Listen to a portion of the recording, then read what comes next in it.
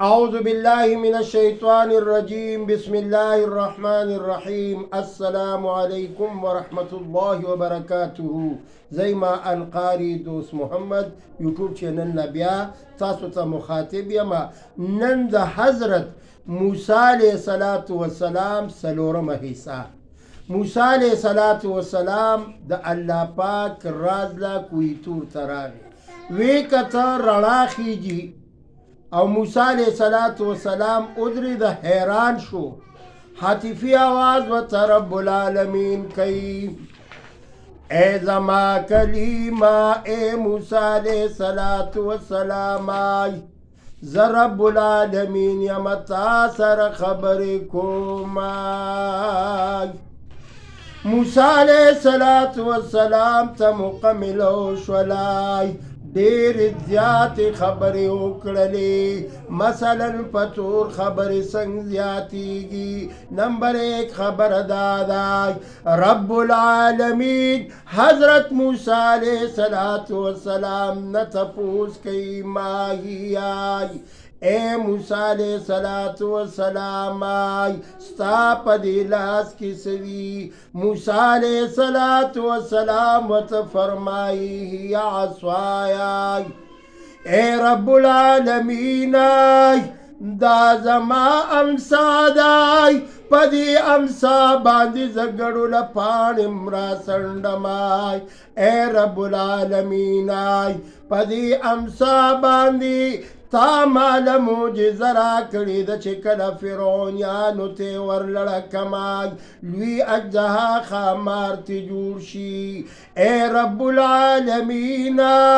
کله چې ورته زه لاس واچومای نو ستا په طاقت باندې اے رب العالمین بیا ترنه امسا جوړ شي. موسی علیہ الصلوۃ والسلام خبرې ولې اوږدې کړې د رب العالمین سره خبرې راغلی.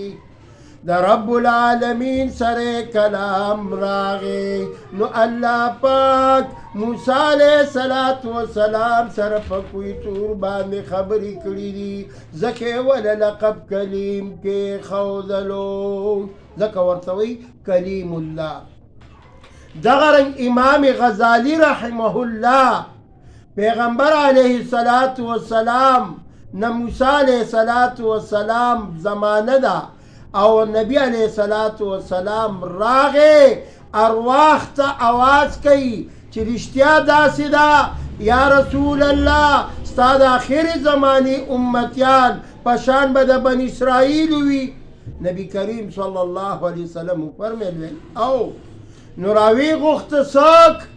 موسی علیہ الصلوۃ والسلام ته څوک راغواړي ارواح ته آواز کوي. امام غزالی روح ته آواز کوي. موسی علیہ الصلوۃ والسلام ته تپوس کوي ما اسمک. امام غزالی سے ورته وی اسم فلان بن فلان بن فلان بن فلان. زما دا نوم دی د پلار می دا نوم دی د نیکه می دا نوم دی د غور نیکه می دا نوم دی. حضرت موسی علیہ السلام ورته فرمایی ما خو صرف تا نه دا تپوسو کو چې ستا نوم څه دی. امام غزالی سے ورته فرمایی اے موسی علیہ الصلوۃ والسلام تا ته رب العالمین په کوی تور باندې نو ویلو چې ما هي تا سره لاس کې سوي. تاسو ورته وفرمیل چې هي عصای. نو دا دومره اوږد تقریر دی ورته ولیکولو چې زه پې د ګړو له پاڼې را سنډمای. زه پې دا کومه چې کله نور وي چترۍ ترې جوړه شي کله دا کوم نو دا دومره اوږد تقریر دی ولیکولو. موسی علیہ الصلوۃ والسلام ورته فرمایی وی زما خدا رب العالمین سره کلام شروع شو ځکه مې خبرې اوږدې کړې. امام غزالی ورته وی اے موسی علیہ السلام زما دا خبرې ځکه اوږدې شوې چې ما څم نن مکمله ده ما څم ډېر جلیل القدر پیغمبر حضرت موسی علیه السلام ملو شو ځکه مې درڅه خبرې اوږدې کړلې امام غزالی صاحب ما موسی علیه السلام سره خبرې ډېرې اوږدې کړې د حضرت موسی علیه السلام واقعه که زه ویم نو دا نورم ډېره زیاته ده ډېره اوږده ده خو لیکن د موسی علیه السلام لا الله پاک معجزې ورکړې وي او د ټولو نه لویه معجزه حضرت موسی علیه السلام سره مشهوره معجزه څه وه امسا وه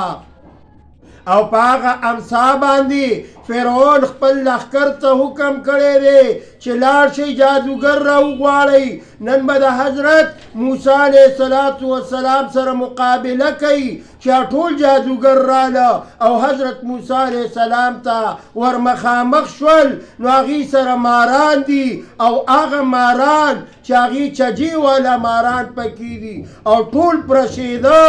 الله پاک موسی علیه السلام ته فرمایي اے زما کلیمه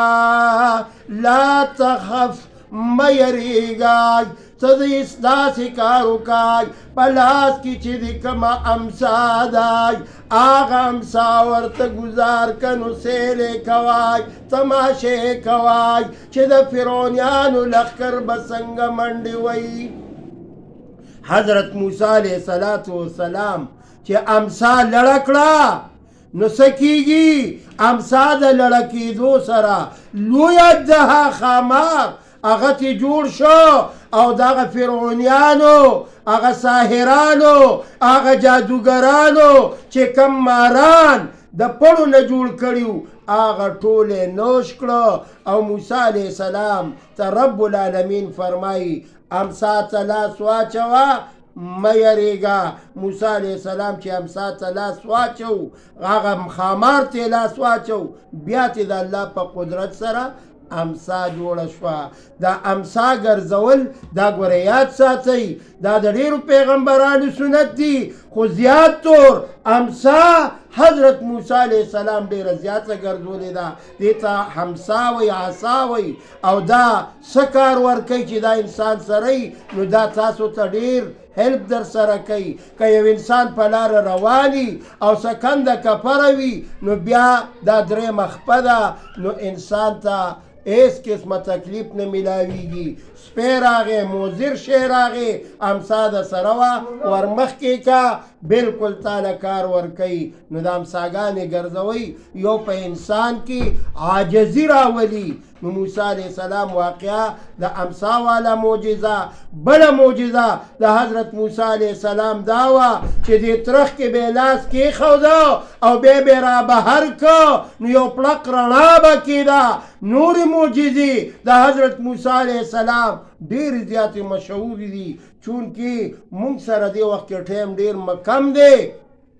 د رمضان المبارک ښایسته میاشت هغه را روانه ده هغې دپاره ما تیارې تاسو دپاره کړی دی چې د رمضان المبارک میاشت 3 حصې دي انشاءالله لومبنۍ عشره دویمه عشره او درېیمه عشره په پښتو کې به هم بیانېږي انشاءالله داسې مامور سره چې څنګه موږ لګیا یو په اردو کې به پروفیسر نورالهدي صاحب هغه هم بیانوي والسلام